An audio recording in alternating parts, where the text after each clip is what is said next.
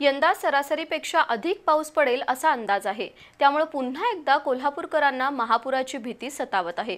अशा वेळी नालेसफाईचं काम पूर्ण होणं गरजेचं आहे। बुधवारपासून पावसाचा जोर कमी झाल्यानं महापालिकेकडून पुन्हा एकदा नालेसफाई मोहीम सुरू झाली आहे। या कामात अडथळा ठरणारी काही बेकायदा बांधकामं जमीनदोस्त करण्यात आली।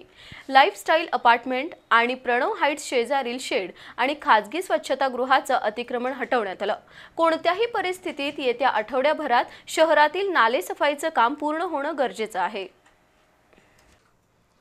पावसाळ्यापूर्वी आवश्यक असलेल्या नालेसफाईची मोहीम महापालिकेनं हाती घेतली आहे। विविध ठिकाणच्या नाल्यातील कचरा काढून नाल्यांची खोली पूर्ववत करण्याचं काम सुरू झालं, पण मान्सूनपूर्व वळीव पाऊस सुरू झाला आणि नालेसफाईच्या कामात व्यत्यय आला। मात्र बुधवारपासून पावसाचा जोर ओसरल्यानं पुन्हा एकदा महापालिकेनं नालेसफाईची मोहीम सुरू केली आहे। नाल्यांच्या पात्रातील कचरा, गाळ काढण्याबरोबरच नाल्यांच्या काठावर वाढलेली झाडं झुडपंही काढण्यात येत आहेत।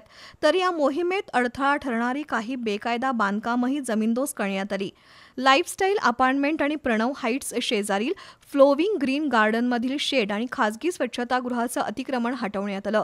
पुढील 8 दिवसात शहरातील नाले सफाईचं काम पूर्ण करण्याचं महापालिकेसमोर आव्हान आहे।